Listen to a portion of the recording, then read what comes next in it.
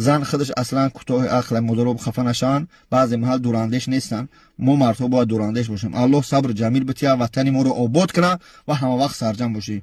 السلام علیکم و رحمت الله. پس بلند گفته باشیم بخشش ما در سفر هستیم، همین طرفی بگیم جنگ به سر یک برادر آمدگیم. نو انشالله که همه خوب است.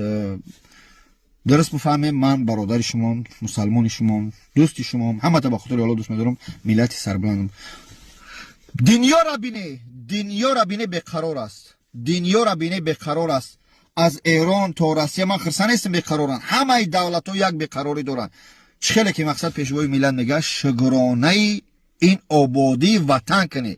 مقصد از این نیست، یعنی که شگر کنیم وطن مو تنج آباد است. بخدا شما جهان دیده شای بعد ایتسا میفهمیم. من نمیگم شما جهان کسی که بس چی میگن این نعمتهای الله داده این وطن ما را نمیرسه